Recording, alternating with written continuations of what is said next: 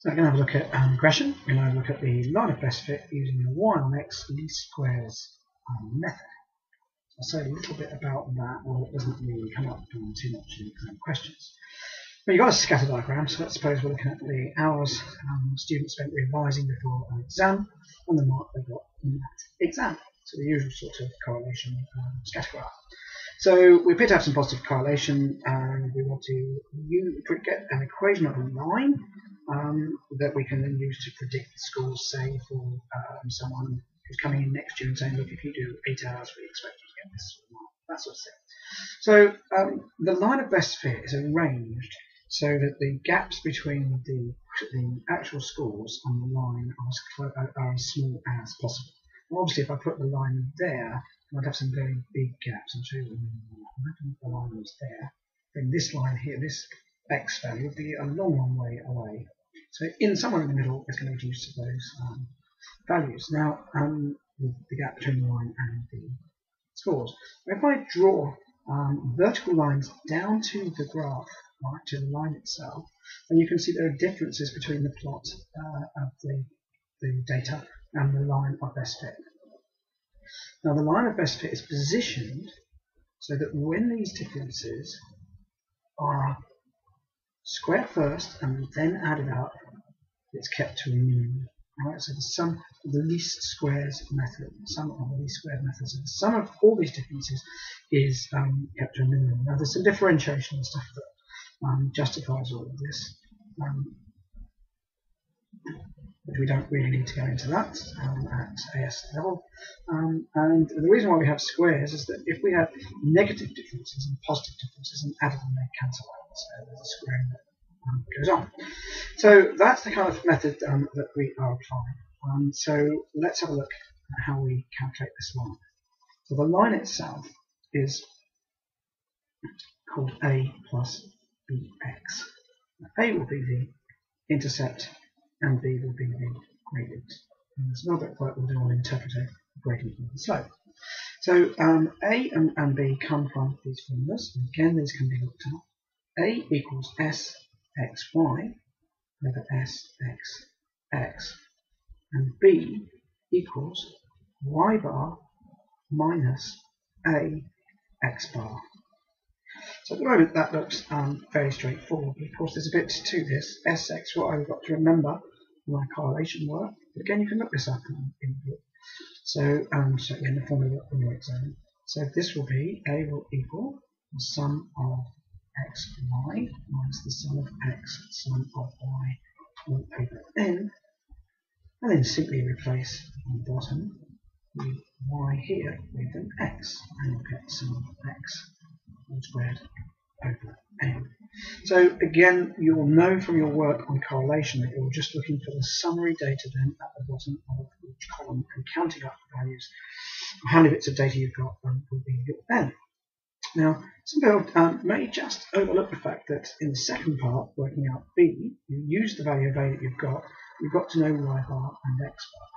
Now, that's, let's just remind you, y bar is the sum of y, and x bar is the sum of x. So let's give you an example then. So let's say that we know that the sum of x equals, say, 700, the sum of y equals, say, 400, sum of x squared equals, say, 21,000, sum of y squared equals 22,000, and the sum of xy equals 41,000, and n equals 12. Now you'll either be given all that information, or you may have to add up, say sometimes they make you add up the sum of x, sum of y. It's very usual in most questions you get some summary data, and it should be very easy to work out what n is.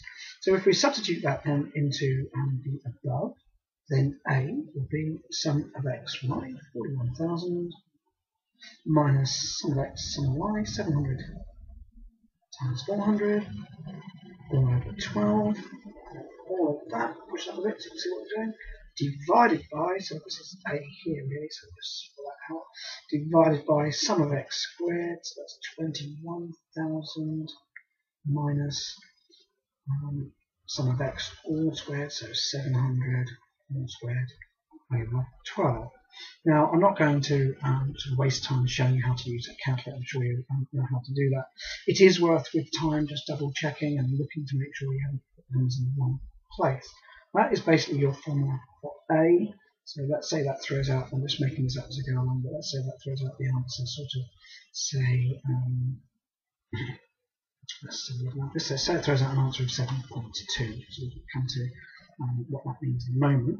So then to find B, our gradient, so B equals the sum of y, right? Sum of y we know is 400. That's 400 over 12 minus our 7.2 times our x bar, and x bar is 700. So I said 400 over 12 minus 7.2 times the, let's go back to my formula to, I wrote that down, yeah, so here, x bar. So the x bar being sum of x, 700 all over 12. Okay, and again, just for expediency, let's just suppose this isn't the exact answer, but just suppose that came out as 5.2. So then, if we write the regression line out, we would have, okay, our regression line would be y equals, and it would be a, where are we? So my value of a, 7.2 plus 5.2x. Okay, so finally with this, what is the interpretation of this value here? They sometimes say, what's the interpretation of the slope or the gradient? Well, the gradient measures this. It says for a change in x by 1, we've gone up by 5.2. In terms of this question, it is saying to us, if we increase our revision by 1 hour, we will get an additional 5.2 marks. Okay, so 1 hour was on the x scale, results in an increase of 5.2 on the y scale, the y scale, and that's the test mark. So 1 hour x revision, 5.2 marks. And of course, you all know how true that is. Finally, on regression, you may well be asked to use the equation itself. You might be told, what if you did 11 hours, how much revision might we expect? Sorry, how many marks would we expect from 11 hours? Now, providing the 11 lies within, okay, providing 11 says here, you can simply put it into the equation, which gives you the effect of giving you the y value. So we would say, I'll just wait for the focus to come back. Okay, so if x equals 11, then y equals 7.2 plus 5.2 times 11. If, however, you're given a score, say, like 16 hours, and say that's beyond the scope, beyond the range of the data, say the 16 is here, then we don't know. We've got no information about students who've revised for 16 hours and what marks they've got. So we have to say that's called extrapolation, and we have to say that if x equals 15, we are not sure what y will be because we have no data that supports us understanding what would happen at that value. Okay, and that is 8.5 minutes of regression. It's just a real summary of what should have been said to you in your lessons by the subjects. Okay, thank you. Bye for now.